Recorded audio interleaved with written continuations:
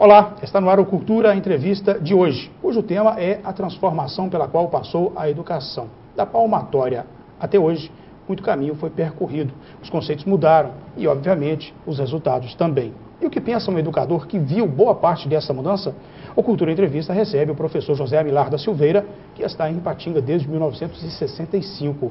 Nesses 47 anos, ele passou pelo ensino fundamental, ensino médio e pelo ensino superior. De língua portuguesa, pedagogia, a filosofia, o professor já trafegou também pela direção escolar. Professor Amilar, obrigado pela sua presença aqui na TV Cultura. Tá bem, Alex. Também te agradeço esse convite para vir aqui conversar sobre educação. Para quem não conhece o professor Amilar, eu acredito que são poucas pessoas, mas o senhor veio de onde? Eu disse aqui que está há 47 anos em Ipatinga, sempre trabalhando com educação? Eu sou aqui de Santana do Paraíso. É do Vale do Aço? Do Vale do Aço. O Paraíso de uma época em que ainda não existiam os Minas. Nós não tínhamos a Ipatinga de hoje. Saí para estudar fora, naquela época o estudo era fora, normalmente em internato, e depois retornei aqui para a região, justamente nessa data. Minha família já morava em Coronel Fabriciano, e a partir daí já comecei a me envolver com a causa de educação em Coronel Fabriciano e aqui em Ipatinga.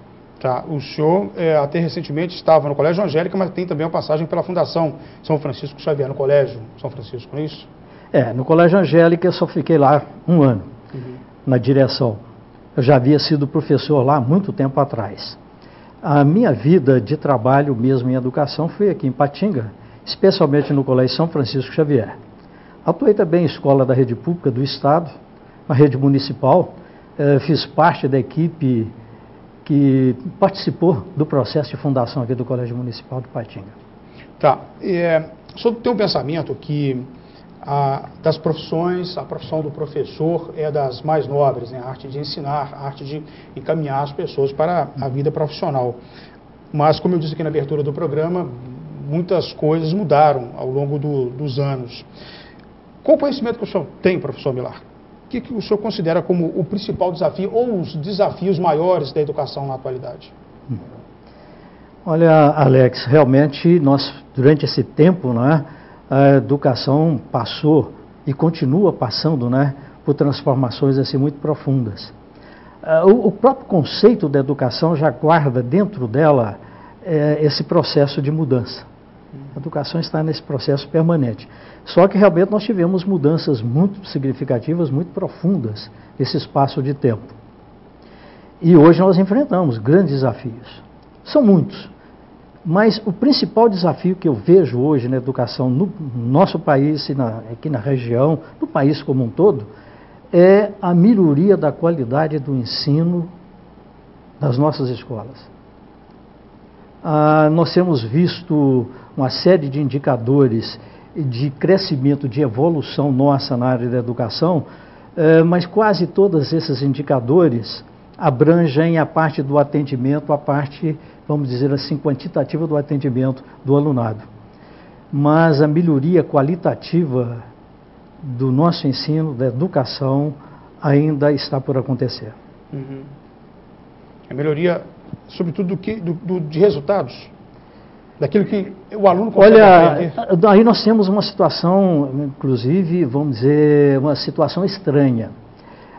Nós temos tido resultados em que nós podemos apurar alguma melhoria nesses indicadores, mas isso não tem significado, ou necessariamente não significa que a melhoria da qualidade está acontecendo.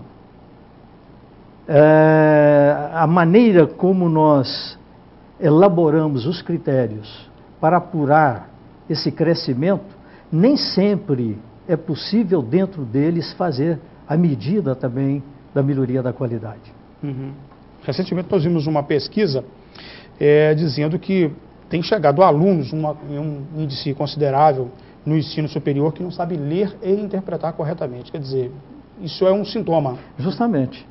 Agora, nós temos tido alguns resultados apontados, ora no Enem, agora no IDEB, mas nem sempre a gente percebe que realmente, do ponto de vista qualitativo, está havendo melhoria. Isso reflete nesse tipo de coisa. Alunos que terminam o fundamental, outros que o ensino médio, e temos uma grande parte, inclusive, no curso superior, que continuam, de alguma forma, como analfabetos funcionais, com grande dificuldade, vamos dizer assim, dos domínios daquilo que eles estudaram. Professor, quando foi possível perceber que o ensino tinha começado a mudar e a mudar para pior, do ponto de vista de as pessoas não aprender a fazer contas básicas, não aprender o básico, que é ler, escrever, ler e interpretar o que está escrito? Olha, Alex, nós temos tido, vamos dizer assim, nessa caminhada da educação, alguns avanços significativos em alguns aspectos que interessam ao desenvolvimento da pessoa, das nossas crianças, dos jovens, do indivíduo, do ser humano. Mas nesse aspecto que você está colocando, realmente nós temos tido, de alguma forma, uma perda significativa. Nós temos encontrado realmente uma grande quantidade dos nossos alunos com esse nível de dificuldade, que eu acredito que ela é processual. Ela começa do momento em que o aluno entra na escola, a família, o envolvimento da família e toda a caminhada dele nesse processo escolar.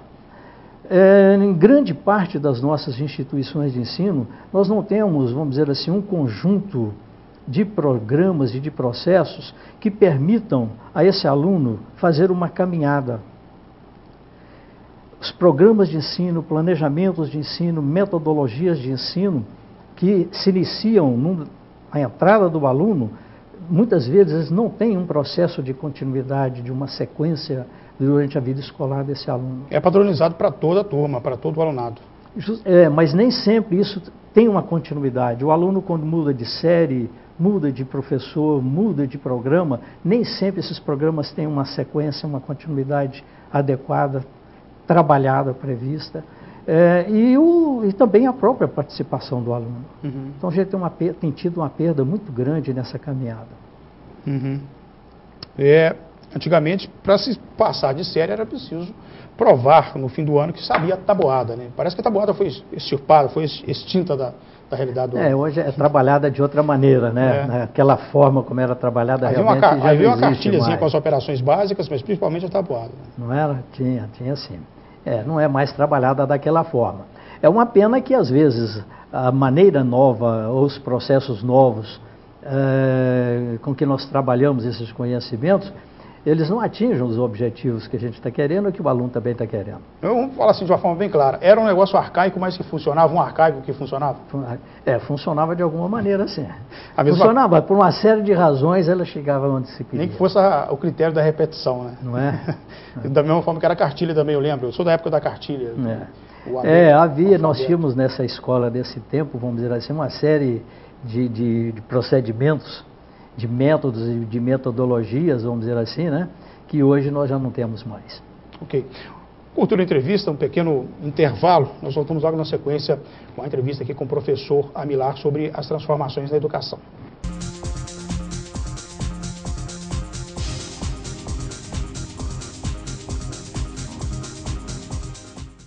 Farmácia é um estabelecimento diferente dos outros. Ao comprar qualquer produto, você tem a chance de experimentar, mas medicamentos não. Por isso, escolha muito bem. Na Central Farma, cumprimos rigorosamente os procedimentos, passamos por auditorias periodicamente e conquistamos o título de Farmácia Monitorada Sinan. Tudo isso para garantir a sua segurança. É por isso que a Central Farma é muito mais que farmácia. Atenção! Luz, câmera, gravando. Todos os momentos devem ser registrados com qualidade e profissionalismo. Lana Vídeo Produtora Audiovisual, especializada em vídeo empresarial, documentários, comerciais para TV e eventos sociais. A equipe Lana Vídeo lhe atende com profissionais capacitados para fazer o melhor registro do seu evento. Lana Vídeo Produtora Audiovisual. Ligue e agende uma visita. 38216992 ou acesse lanavideo.com.br. Fique bem informado com o Diário do Aço. Há 33 anos, o jornal de maior circulação em toda a região. Tradição, credibilidade e compromisso com o leitor estão em nossas páginas. Assine e leia o Diário do Aço, o veículo com a melhor equipe de profissionais e maior estrutura para apurar e informar com responsabilidade os principais acontecimentos. Acesse também a nossa versão online, www.diariodoaco.com.br. O Grupo Dijafer se consolida pela qualidade de seus produtos. Dijafer, ferro e aço em Fabriciano e aço nobre em frente à passarela do Iguaçu em Patinga. Ferro e aço para construção, serralheria e usinagem, metalons, perfis para estrutura e eletrodos no atacado e varejo. Máquina de fabricação própria de telhas sob medida. Dijafer, construindo um vale de ferro e aço. Avenida Tancredo Neves, 553, Coronel Fabriciano. Aço Nobre, Rua Pedras Preciosas, 25, Iguaçu e Patinga.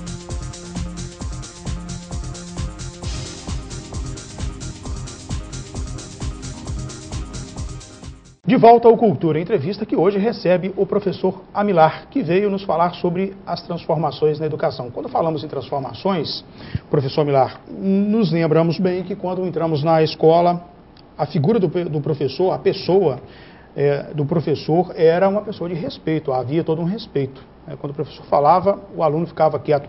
Era a mesma ideia que se tinha com relação ao diretor. Esse sim era recebido pelo aluno, na minha época, como autoridade máxima. Parece que essa não é a lógica de hoje. Como que nós chegamos a esse ponto de o professor não ser autoridade? Olha, nós temos uma série de razões para explicar isso, entende, Alex? Nós tivemos uma perda muito grande do respeito ao professor. As políticas públicas nossas, de modo geral, e mesmo, vamos dizer assim, o comportamento da sociedade como um todo, em relação à figura do professor, de alguma maneira contribuiu para essa perda do respeito, a perda, vamos dizer assim, de identidade do professor. Nós vamos somar a isso também todos esses problemas que a falta, vamos dizer assim, de um comportamento ético da sociedade. O problema de uma indisciplina generalizada, que não é só no ambiente escolar. A falta, vamos dizer assim, de um melhor preparo também do próprio professor. Quer dizer, nós temos uma série de razões que têm contribuído para isso. Mas nós constatamos que, de fato, hoje, o professor, na sala de aula, tem tido uma dificuldade muito grande para conduzir o seu trabalho como professor, como educador, porque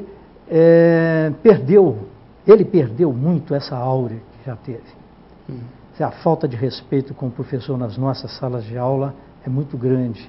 A falta de respeito com ele por parte da própria sociedade também. E sem falar a falta de respeito com relação, vamos dizer assim, aos grandes empregadores, desde o Estado aos próprios dirigentes de escola. Mas não é curioso, porque os meninos de hoje são, em sua maioria, filhos de pessoas que viveram uma outra época em que havia realmente o respeito ao professor. Com exceção dos muito novos, os alunos que estão hoje aí no ensino médio são filhos de pais que já estão aí na faixa dos 35, 40 anos. Esses viveram a época em que o professor era autoridade na sala de aula. Não é curioso que os filhos deles não tenham curioso até porque grande parte desses pais que passaram por essa vivência, essa experiência, hoje tem um comportamento diferente quando os filhos têm qualquer problema na vida da escola. São poucos os pais que, nesse momento em que o filho tem um problema na escola, se ajunta à escola ou ao professor para ajudar a solucionar o problema do filho. Grande parte desses pais, do momento em que o filho tem um problema na escola, o comportamento é de ir contra a escola, contra o professor. O que fortalece o comportamento, vamos dizer assim, de desrespeito ao próprio professor e à instituição. Quando o senhor fala da disciplina, eu lembro também até de casos de indisciplina que terminaram em ocorrência policial, né? Carros de professores foram danificados por alunos insatisfeitos com alguma coisa que houve dentro da sala de aula e a situação extrema em que chegaram à agressão física. Professor, nós poderíamos dizer que há uma crise instalada? Acredito que ela está aí, inclusive a escola vai ter que enfrentar isso. Se nada for feito. Nossos professores vão ter que enfrentar isso, porque ela existe, ela está aí. É um problema que começa com aquela falta de respeito para entrar na sala de aula, saída e entrada, sem pedir licença, de estar usando qualquer material, equipamentos durante a aula, sem atentar à presença do professor. Você começa dessas coisas, que é um problema até de educação de casa, a ter esse lado, vamos dizer assim, da agressão verbal e muitas vezes até da agressão física ao próprio professor. Mas é uma realidade que nós vamos ter que enfrentar, temos que enfrentar, porque isso faz parte da missão do professor e é missão também da escola. Ela precisa de trabalhar isso. É o grande desafio que nós temos hoje dentro das nossas instituições. Restabelecer a ordem. A disciplina para fazer dela algo aliado para a melhoria do trabalho da educação e dos resultados da própria escola. O senhor militou também na área da pedagogia e parece que há correntes de pensamentos aí diversas com relação a essa questão da autoridade do professor ou não autoridade dentro da sala de aula, ou outra corrente que defende um tratamento equânime entre o professor e o aluno. Como é que é essa questão? Realmente se nós formos olhar do ponto de vista de correntes pedagógicas, nós vamos ter posições diferentes. Mas há um consenso hoje que o professor precisa realmente de reforçar a sua autoridade, o que não deve ser confundido com a atitude de autoritarismo. Sim. É justamente aí que essas correntes, essas posições diferentes, elas convergem. O professor precisa de voltar a ter o seu respeito como alguém importante no processo de educação dos alunos. Ele precisa de ter a sua autoridade como professor resgatada, restabelecida. O que não significa que ele tenha que estar num pedestal e usar de autoritarismo para fazer a gestão e administração da sua sala. Uhum. Ok. O que o senhor considera como um modelo de escola que seria ideal hoje, para os tempos de hoje? Olha, eu considero que o problema que nós estamos enfrentando, ele está baseado basicamente em, vamos dizer assim, em 3 polos. A escola, ela precisa de ter um projeto pedagógico adequado para hoje. Um projeto pedagógico que contemple toda a dimensão de atuação dela. Vamos dizer assim, uma escola que se adeque a essa realidade nova que nós estamos vivendo hoje. Por outro lado, nós precisamos também de ter o professor, o educador. Ele é parte fundamental nesse processo. A questão da educação, da formação dele, o permanente trabalho de estudo, de renovação, a educação continuada desse professor, e a parte do aluno-família. Nós precisamos de ajustar esses 3, vamos dizer assim, segmentos, esses 3 públicos, para que nós tenhamos condição de ter a escola caminhando para fazer o trabalho dela de educação. Projeto pedagógico, que é da instituição, com todo o trabalho institucional, inclusive com a parte de rede física, instalações e equipamentos, a parte do docente, a parte do educador, a parte do professor e a parte do aluno e da família. Ok. Professor, só queria que o senhor voltasse a um ponto anterior aí, quando nós estávamos falando da situação da crise instalada dentro das escolas. Já ouvi protestos de professores e de alunos também que não concordam com a presença da polícia. Há situações em escolas, não diria nem que é a situação aqui do Vale do Aço, mas de algum lugar, mas não significa que também não vai chegar aqui uma situação dessa, em que a polícia teve que se fazer presente dentro de escolas em determinados momentos e já se falou até em presença permanente de polícia dentro de escola. O que o senhor pensa sobre isso? Bom, eu acho isso, enfim, é um absurdo. Para você ver onde que nós estamos chegando. Nós estamos transferindo a nossa capacidade de administrar um problema, uma situação de crise, passando para a polícia. Eu sei que isso existe. De vez em quando nós presenciamos em alguns noticiários essa realidade, de escolas que perderam completamente a capacidade de fazer a administração desse tipo de problema. Estão perdidas a direção, professores e a comunidade toda aqui em redor dela e pedindo a ajuda da polícia para a polícia. Eu pessoalmente acho que isso é um absurdo dentro da área de educação, sabendo que está existindo. Há também quem diz que, em vários casos, a escola virou apenas um mercado. O que o senhor pensa sobre isso? É um negócio como qualquer outro? Olha, a iniciativa privada dentro da área de educação, ela tem todo vamos dizer assim, um lastro histórico de serviços prestados à educação importantíssimos na história do país, na história do Brasil como um todo e nos nossos dias de hoje. Mas é certo que nós temos algumas instituições dentro desse conjunto da iniciativa privada que realmente não se conduzem. É um conjunto de escola que não se conduz adequadamente. É por aí que aparece, então, vamos dizer, essa visão da educação como negócio, e negócio no mau sentido. Negócio tomado pejorativamente. Mas a maioria das escolas que nós conhecemos, elas são escolas que atuam no mercado, cobram, porque precisam de sobreviver, e fazem isso de maneira adequada e correta. Nós vamos a mais um intervalo, nós voltamos logo na sequência. Nem tudo está perdido. Vamos falar de coisas boas também no campo da educação, logo na sequência aqui no Cultura Entrevista.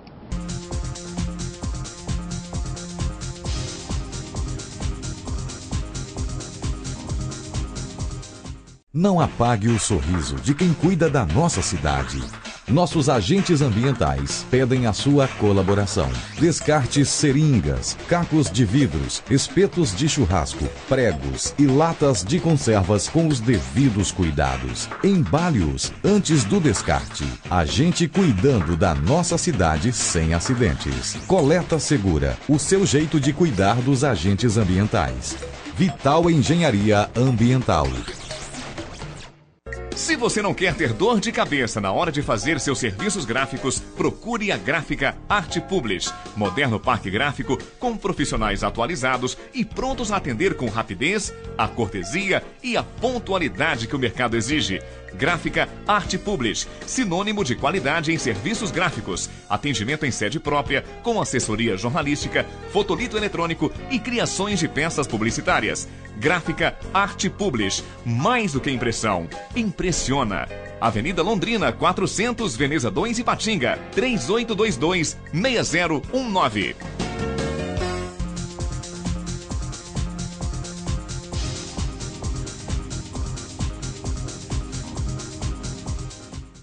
O Cultura Entrevista, que hoje trata de um tema empolgante para muita gente. A educação quer saber do professor Amilar a opinião sobre o seguinte tema: o ensino em casa, professor. Recentemente nós tivemos um caso de uma família em Timóteo que ganhou repercussão nacional. O argumento da não socialização que o Ministério Público alegou ao processar essa família. É bom lembrar que no Brasil a educação até os 14 anos é obrigatório. O Estado tem o que se chama de dever de ofício de agir quando uma família não manda o filho para a escola. O argumento da não socialização dos meninos, no caso de Timóteo, da família Nunes, foi derrubado porque eles provavam que os meninos, primeiro, tinham aprendido, segundo, eles estavam socializados, conviviam na sociedade, né, em Timóteo, onde eles vivem, em Vargem Alegre, hoje, onde moram atualmente a família. E foi determinante para revelar que no Brasil havia vários outros casos de famílias que adotavam método de educação em casa, que vem lá dos Estados Unidos, portanto tem um termo em inglês aí, homeschooling, que designa o modelo de educação em casa. Como que o senhor vê iniciativas como essa da família em Timóteo e de várias outras famílias brasileiras? Bom, eu respeito essa decisão, né, da família de fazer educação através da sua ação em casa. Eu pessoalmente acredito que a educação ela é feita através dessa oportunidade também que os alunos têm na convivência com os demais. Num caso ou outro, em alguma situação de exceção, tudo bem. Mas eu sou favorável, vamos dizer assim, a esse trabalho em que os alunos participem com demais, convivendo na construção desse processo. Mas sem radicalismos de processos. Eu acredito que a gente tem que respeitar a liberdade também da família, de alguma família, que por alguma razão toma uma decisão dessa.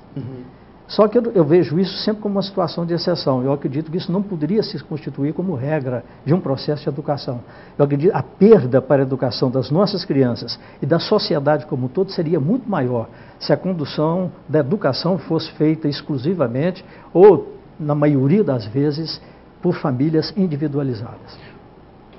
O senhor acredita que essa crise que atinge a educação possa empurrar cada vez mais famílias a adotar situações radicais como essa? Eu chamo de radical porque não é o comum, né, de educar filhos em casa. Isso também esse tipo, né, de posição de muitas famílias está como, vamos dizer assim, desdobramento ou como consequência dessa situação problemática que muitas escolas e que a educação está vivendo. Professor, ainda na esteira desse assunto, nós acompanhamos de perto o caso da família Nunes em Timóteo e percebemos que os meninos lá, o Jonathan e o Davi, que tivemos o prazer de fazer várias entrevistas, eram pessoas que tinham realmente capacidades, que foram muito desenvolvidas nesse processo de educação em casa.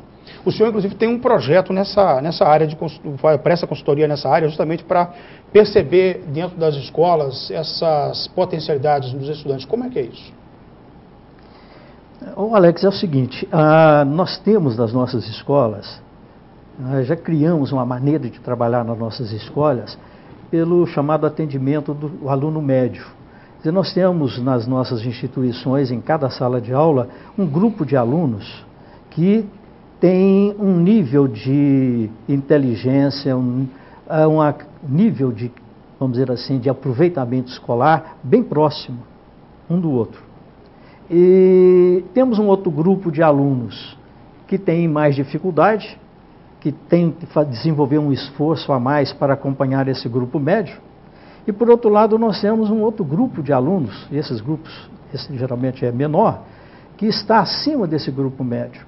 São alunos que têm um nível de facilidade maior, um nível de aplicação maior aos estudos e, vamos dizer assim, um desenvolvimento de vida escolar também maior.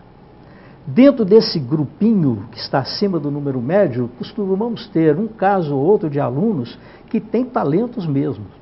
Algum talento que está ali, às vezes, até escondido, né? Mas que está presente na vida desse aluno. Hoje, o grande desafio para nós educadores também é ter um olhar e ter um comportamento didático-pedagógico de atendimento a esse alunado, de tal maneira que esse potencial e essa capacidade seja aproveitada e melhor desenvolvida. Para o aluno que tem mais dificuldade, nós desenvolvemos uma série de atividades e tarefas para eles. Recuperação, reforço, atividades complementares, e com esse tipo de ação, ele consegue acompanhar, mesmo com alguma dificuldade, o grupo médio. Agora, esse outro grupo, a escola, nós praticamente não fazemos nada. Pelo contrário, muitas vezes ele é obrigado a acompanhar, a sair da possibilidade que ele tem para vir acompanhar o grupo médio, porque a escola e a atividade da sala não desenvolve nada de especial para ele. Damos até missões para ele, vem ajudar um aluno que está com mais dificuldade. Quer dizer, ele presta um serviço também de solidariedade às vezes, e que é importante também desenvolver nele, mas ele mesmo, no desenvolvimento do seu talento, das suas possibilidades, praticamente a gente não faz nada. Esse trabalho já tem pessoas, alunos em acompanhamento aqui na região? Já permite que acompanhe ou está em desenvolvimento ainda? Não, a maioria das nossas escolas ainda desconhece esse trabalho.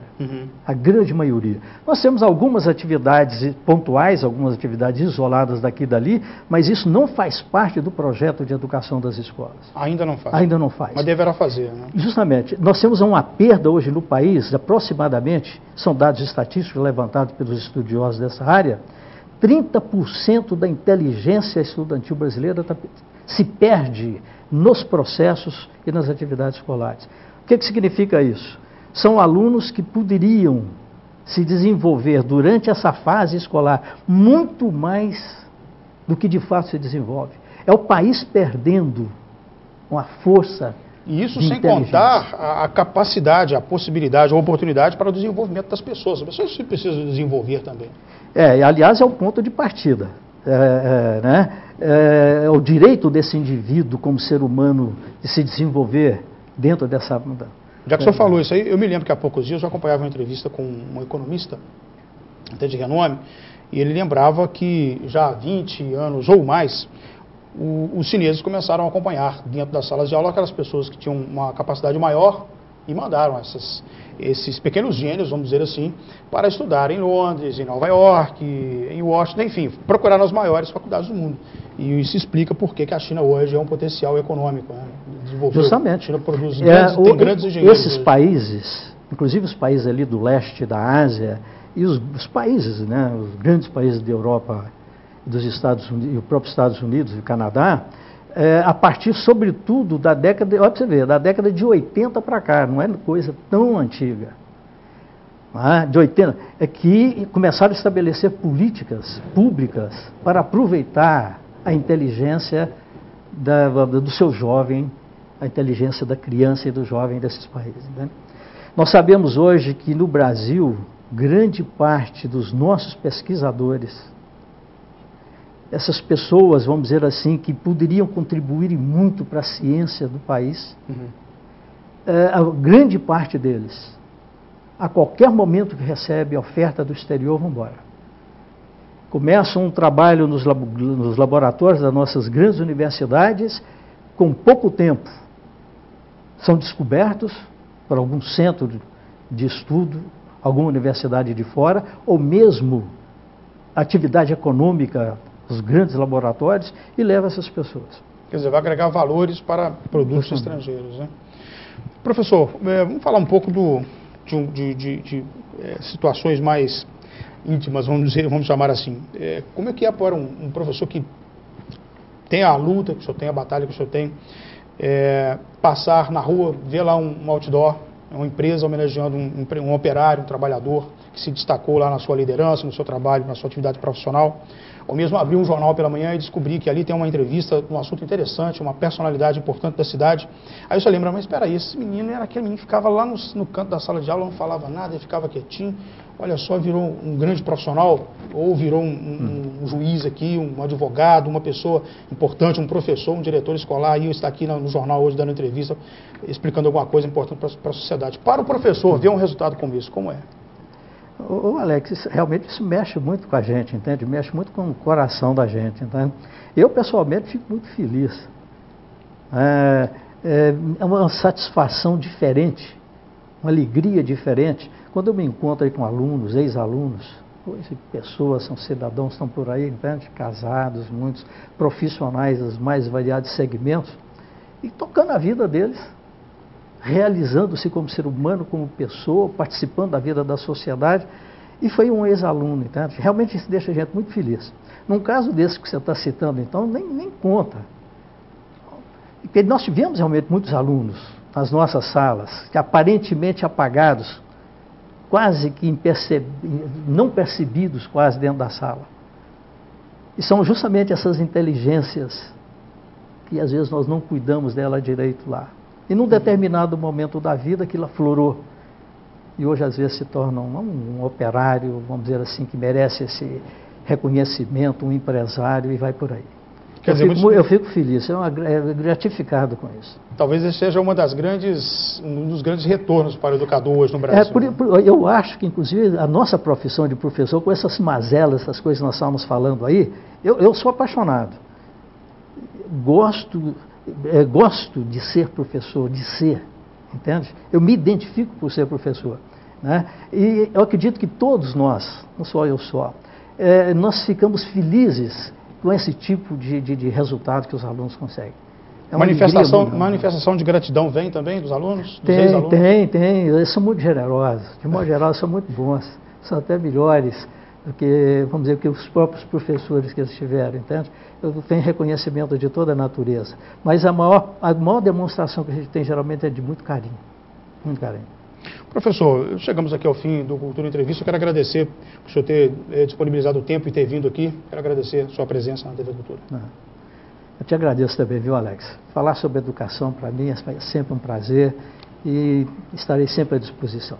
E eu espero que a fala do professor José Amilar da Silveira tenha servido também para alguns professores avaliarem bem o comportamento ou repensarem o comportamento na sala de aula, entender que muitas pessoas precisam mesmo de uma oportunidade, um momento para mostrar o seu potencial. E nem sempre tenham facilidade em expor, em falar na sala de aula, mas não significa que também sejam pessoas que não vão vencer lá na frente, que não têm a capacidade para isso. Professor, até mais.